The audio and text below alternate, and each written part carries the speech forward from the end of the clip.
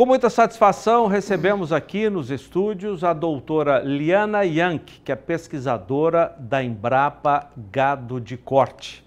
Vamos falar de forrageiras, de braquiárias e de pânicos também. E aqui conosco o João Pedro Cuti Dias, nosso companheiro de sempre. Muito boa tarde, muito obrigado pela entrevista. Boa tarde, muito obrigada pelo convite. É um prazer enorme estar aqui. Custou, mas veio, né, João Pedro? Ainda bem, né? Ela é uma pessoa muito requisitada, então vamos lá. E é um assunto que interessa muito esse pessoal que está assistindo a gente aí. Agora, tem um apelido, eu não sei se a senhora fica à vontade com ele, se pode dizer ou não, mas a senhora é conhecida como a Dama dos Pânicos. Tá. É verdade?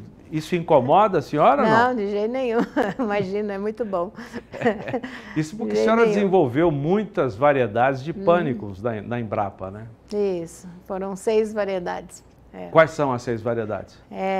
Tanzânia, cultivar de Tanzânia, Mombaça, Maasai, BRS Zuri, BRS Tamani e BRS Quênia, ultimamente.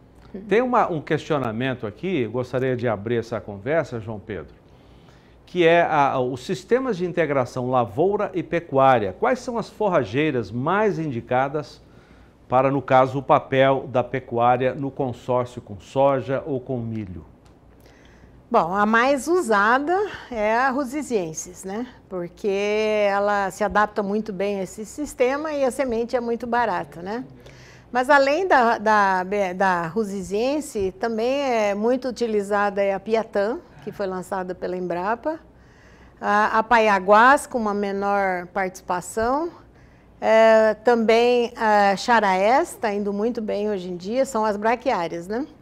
E dos pânicos também é possível usar, já se usou bastante o Tanzânia, agora se recomenda o uso do Tamani, né, que é um de porte baixo, então vai muito bem.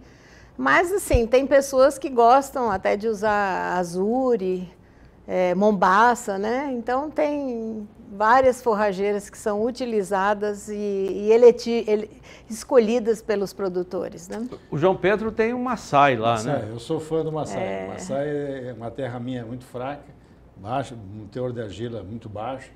E uma série de dificuldades. E o Maasai é um capim que eu tenho há mais de 12, 14 anos, uma coisa assim. E quando você tem um pasto bom na tua propriedade, o pessoal, o peão, ele bota tudo que é gado ali. Essa imagem de lá, né, do Maasai, né? Bom, então, quando a gente vê ele, a rusticidade, a capacidade de rebrota dele é muito boa. Agora, uma coisa que a gente chama atenção, Liana, é quando você olha o Brasil, você tem uma concentração muito grande de braquiárias. Não seria importante o pecuarista olhar também os pânicos, para não ficar apenas com um gênero só braquiária? Porque você hoje, nesse momento, por exemplo, o pânico ele tem um potencial de engorda muito bom. Então, você hoje, muitos produtores que têm, ele engorda vaca, de descarte, tem boi e tal. O pânico teria um papel muito importante com isso. Qual a dificuldade que esse pecuarista tem para ele incorporar também o pânico no processo? Bom, a braquiária ele está em tanta área do Brasil porque ela é um material rústico que você não precisa nem manejar, né? Solta o gado em cima e pronto, ela te dá o retorno. E essa é justamente a razão da dificuldade do pânico, porque o pânico é um material que você tem que ter um cuidado maior. Ele vai te dar um retorno em termos de ganho de peso muito maior, a qualidade, um acabamento no gado, que às vezes as braquiárias não dão. Só que você precisa adubar, você precisa manter ele, você tem que fazer um sistema de rotação. Dá um descanso para ele. Dá um descanso, né? Então, cercar melhor a propriedade, não ter só um pasto grande. Então, essa é a principal, eu acho que, a dificuldade de adoção. Também, como ele produz muito, então você tem que manejar muito bem a fazenda, você tem que dimensionar bem para não sobrar pasto, porque quando sobra, aí o animal rejeita, né? Quando cresce demais, tem muito como, assim, o animal acaba não comendo, né? Então... Vocês estão num programa de cruzamentos dos pânicos, né, Liana? Quando você tem hoje, o que vocês buscam num pânico que seria um avanço em relação aos atuais materiais que nós temos no mercado? Nós continuamos na linha que a gente vem buscando já, né? E por isso que nós temos hoje no mercado materiais muito melhores do que antigamente, que a gente busca na planta, uma planta que nem o Massai, a gente pode ver com mais proporção de folhas de melhor qualidade, né? Mas hoje em dia também a gente busca materiais mais adaptados, mais tolerantes aos estresses bióticos e abióticos, né? Porque hoje em dia com as mudanças climáticas tudo está complicando, né? Com certeza. Então, estamos com uma linha também de buscar materiais parecidos com o Massai. Aliás, nós temos muitos filhos do Massai, materiais muito bonitos, ainda está em estudo, né? Mas nós gostaríamos que eles mantivessem essa rusticidade, mas com uma produção maior e com uma qualidade maior também, melhor qualidade, né? Para então você ter um retorno animal até maior que o Massai. O Massai é um material que é muito interessante, porque ele está se mostrando uma adaptação pelo Brasil que a gente não esperava, né? Ele vai em lugares onde a braquiária não vai.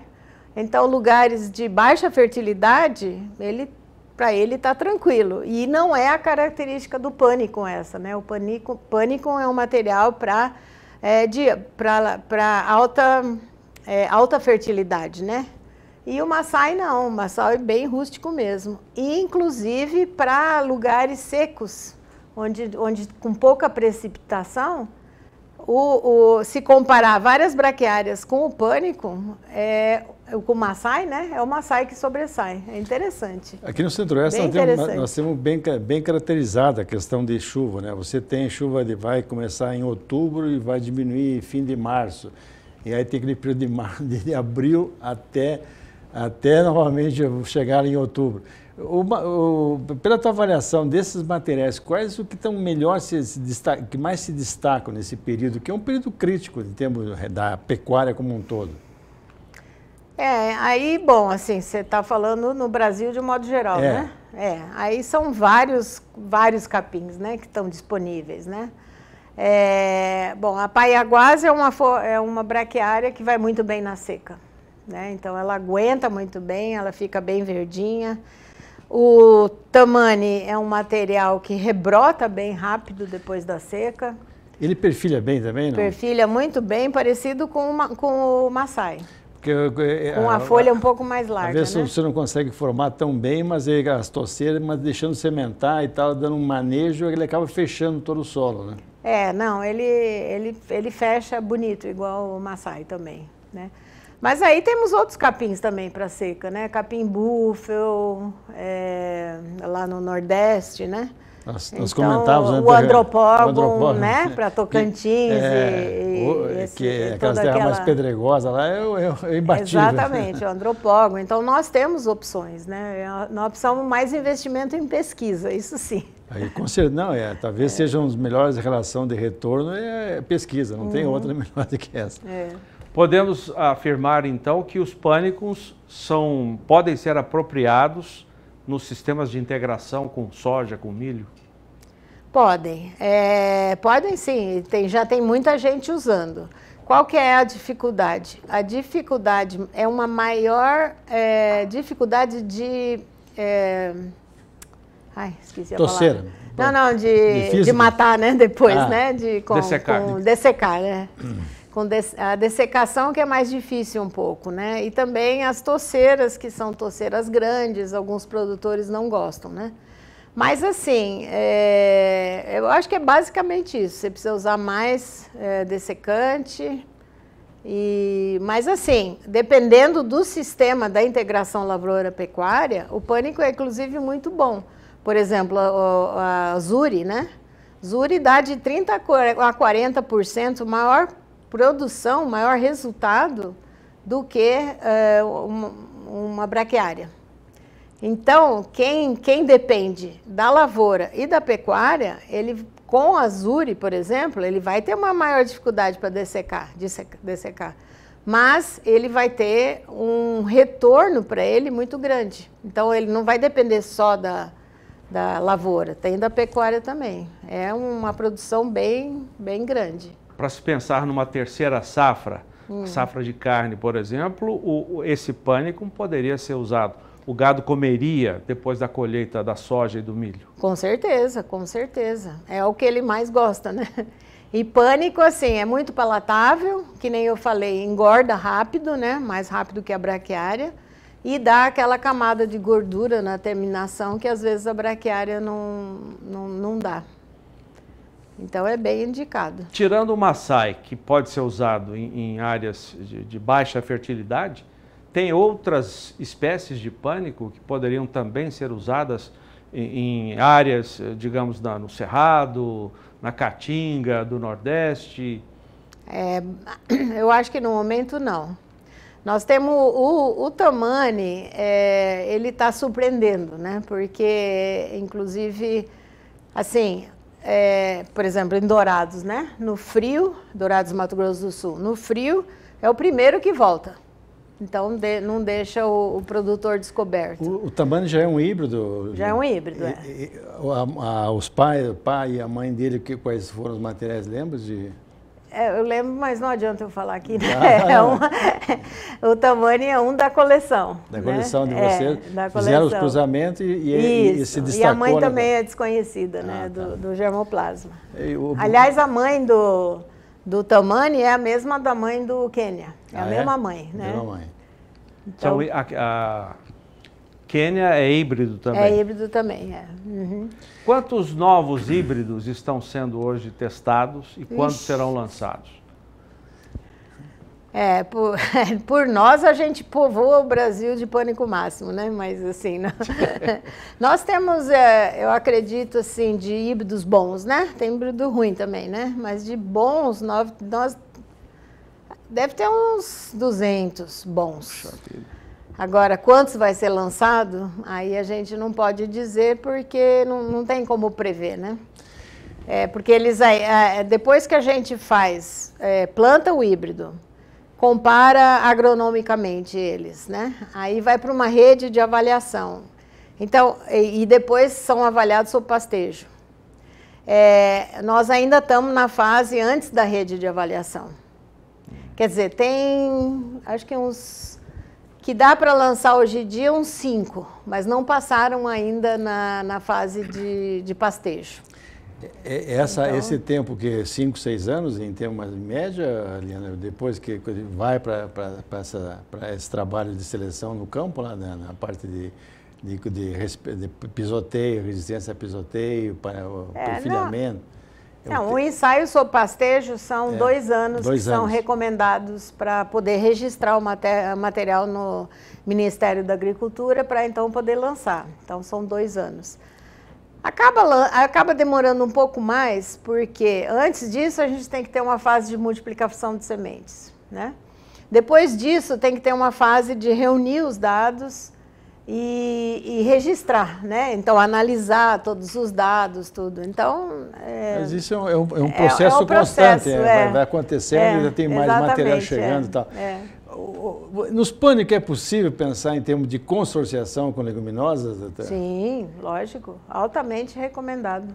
Hoje, o que se destacaria em termos de possibilidade? Vamos pegar Centro-Oeste, estamos falando em Brasília inteira, mas nosso Brasil é um continente. Vamos pegar Centro-Oeste.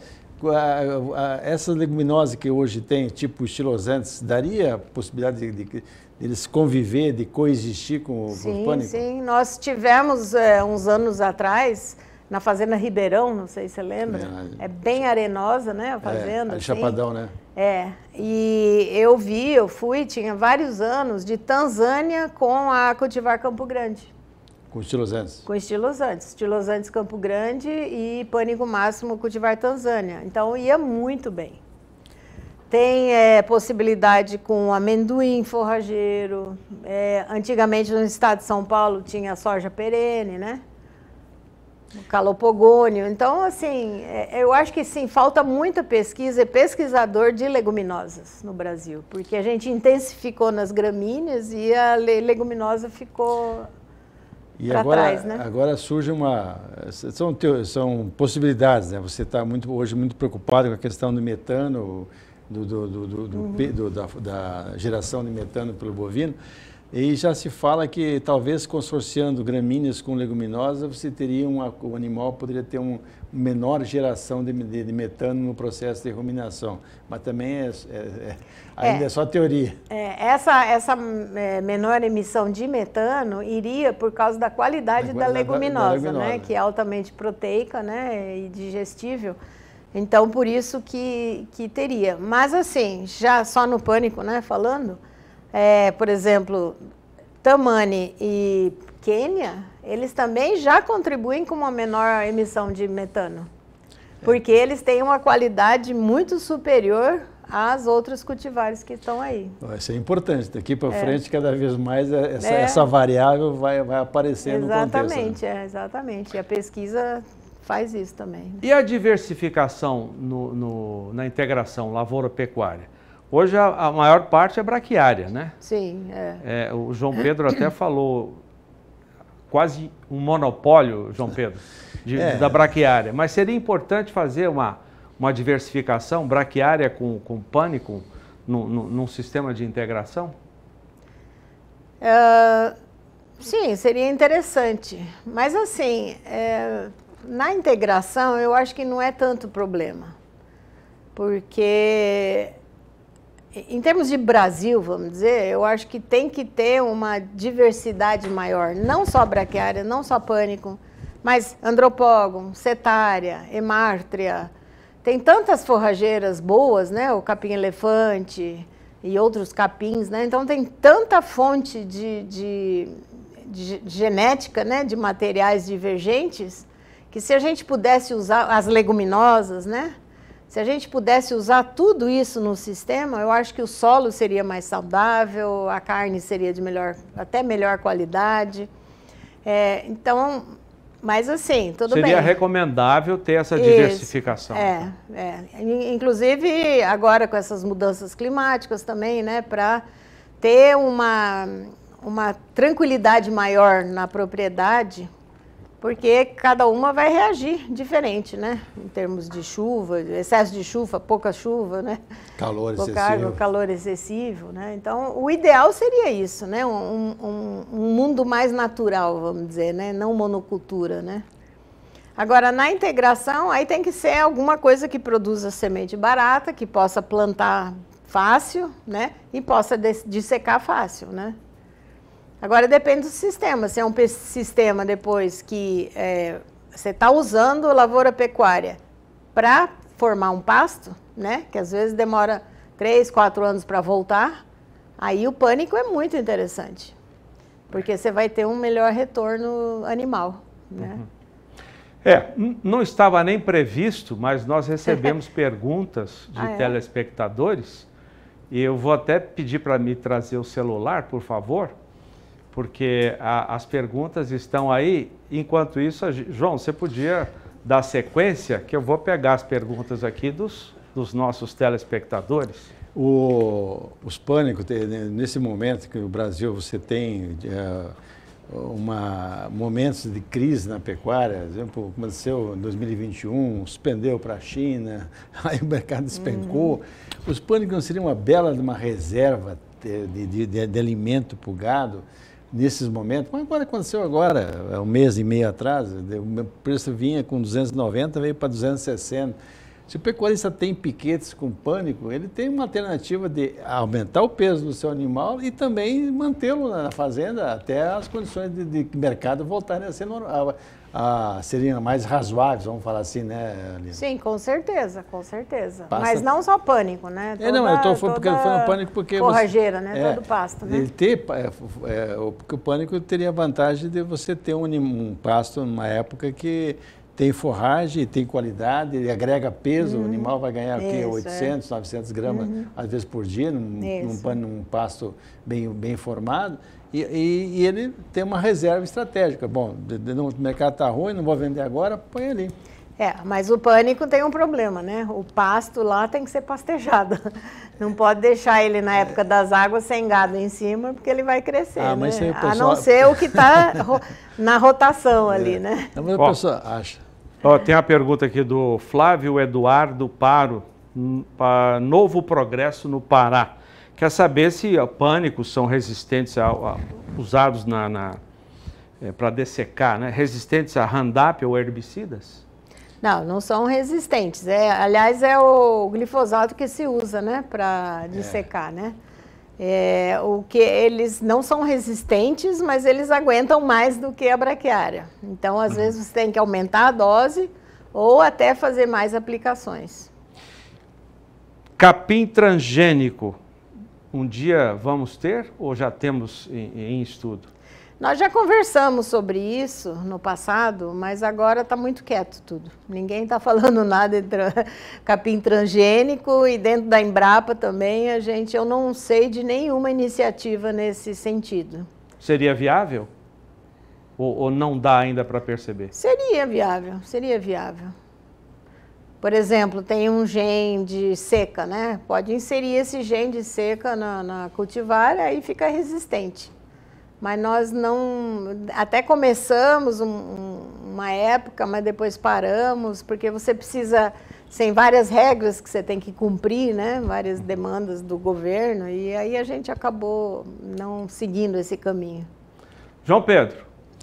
Bom, eu acho que a Liana foi bem clara com a questão, e cada vez eu acho que é importante que o senhor e a senhora que estão nos assistindo coloque essa variável, de começar a pensar em termos de diversificações. Isso. E você tem tantas alternativas. Eu, pessoalmente, eu tenho uma na minha área, que é pequena, o Massai. Eu acho o Massai um capim excepcional.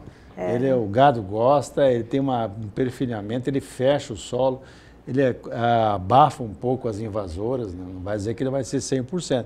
O problema só é estar manejando ele, senão o pessoal deixa rapar, esse que é o perigo, né? Qualquer passo não aguenta rapar, né? Eu acho que o produtor, ele tem que tentar, ele tem que testar todos os capins que estão aí, e aí vai encontrar um bom, né? Por exemplo, você diz do Massai, né? O presidente do Sindicato Rural aqui de Campo Grande, o Alessandro, adora o Tamani. A fazenda é Tamani. E ele tem gado de leite também, né? Tem, gado de leite. Ele inclui o Tamani para cria, né? Que ele tem todas as fases. Então, assim, é muito da preferência do produtor também, né? E o pessoal tem que entender que o pasto é uma lavoura, tem que alimentar, né? Sim, ninguém planta soja sem botar adubo. Com certeza, tem que então, tratar bem. Tem que tratar bem ele. O pasto e o gado, né? O gado já vem, já aproveita o pasto, né? E que nós estamos falando aqui sempre, né? Que não tem maneira mais barata de você produzir carne e leite do que um pasto. Isso. Pode complementar, é óbvio, mas o básico tem que ser o pasto. Antes de começar, mostrou uma matéria sobre os Estados Unidos. O americano, ele desmama o bezerro e já põe no confinamento. Aí é grão, praticamente. Nós não. Que dó, né? Verde e amarelo. 90% em cima de capim e na reta final talvez põe A gente pelo menos dá uma vida boa para o gado, né? Que a natureza fez isso. Esse animal tem uma capacidade de transformar o pasto, a forragem em proteína. Em carne, leite. Né? Então, e não só isso, dá a chance dele andar, né? Então, também alimenta os músculos melhor, andando, no movimento, né? A carne, né? E o animal lá em confinamento não tem parado. Isso, né? E você fala em pesquisa, eu lembro que vocês introduziram, há uns 20 anos atrás, aqueles besouros africanos que eles enterram o esterco do gado. Hoje você vai numa fazenda, você não vê uma placa de esterco com mais de 10, 12 horas. Porque ele enterrou tudo. Então, a importância da pesquisa é ampla. Né? Esses materiais, eu quando me formei, vim para cá, trabalhei no IPAO, Instituto de Pesquisa e Experimentação Agropecuária do Oeste. O pessoal ia de caminhonete buscar muda de braquiária lá naquela IPAO. Então, e hoje os pastos os africanos, a braquiária, os panos, tem mais de 80 milhões. Tá fácil de conseguir a semente, né? O João Pedro sempre fala que o pasto é a tecnologia mais barata para a produção de carne carne e de leite. E no futuro, como é que vai ser? A pergunta é pela seguinte razão. O Brasil está na mira internacional em função da questão do desmatamento ilegal e questões ambientais. E o pasto é tido como uma ferramenta importante para sequestrar o gás que é emitido. Hoje o pasto tem essa importância de ser a ferramenta mais barata. E lá na frente, em função dessa tecnologia que vai ser usada para as questões ambientais? Eu acho que ainda tem que esclarecer muito essa questão de gás de efeito estufa, de metano, óxido nítrico, nitroso, né? O gado também se emite ou não, eu acho que está muito mal esclarecido isso, né? Hoje o gado, a gente sabe pela pesquisa que não é um vilão, né? Que ele contribui positivamente. A pastagem também contribui positivamente para todo o sistema, né? Então, eu acho assim, se a gente conseguir levar a palavra e a pesquisa, o resultado da pesquisa que tem mostrado isso para fora, e parar com essas pessoas que são extremistas, né? Conseguir, eu acho que a gente vai continuar, o pasto vai continuar. Você vê, hoje a Embrapa está fazendo os trabalhos nessa área de mensuração, né? Porque se fala muito no Brasil, mas eu acho que o animal libera 30 quilos de metano por ano, aí multiplica por 80 e tal. Aí vira um número fantástico. Mas ninguém mensura isso, né? E ninguém leva a variável do pasto. Você pega um pasto desse, você tem 14, 15 toneladas de matéria seca aí em cima e deve ter umas 8 embaixo. Essa matéria seca o que é? É carbono. Exatamente. Aliás, vou até te corrigir, porque tem um experimento nosso da Embrapa que mostrou, por exemplo, que a BRS Zuri tem 30 toneladas de raiz. Vixe, 30 toneladas. E quanto carbono está retido aí, né? Não é? Então. Estou pensando 70% em relação à matéria seca nos trabalhos que a gente mensurou. Então, eu acho que isso é muito importante. Exatamente. E vocês têm que levar, o Brasil tem que levar isso lá fora. Porque lá fora, quando os caras falam em pecuária no Brasil, só falam em Amazônia, mas a grande policriação não é na Amazônia, é no Centro-Oeste. Mas o bom é que, assim, agora lá no Ministério, lá no MAPA, né, no Ministério da Agricultura, nós temos uma equipe muito forte lá, trabalhando nesse sentido, são pesquisadores que desenvolveram trabalhos e tem vários programas, né? O ABC, baixo carbono, carbono neutro, e tudo isso tem uma repercussão internacional, né?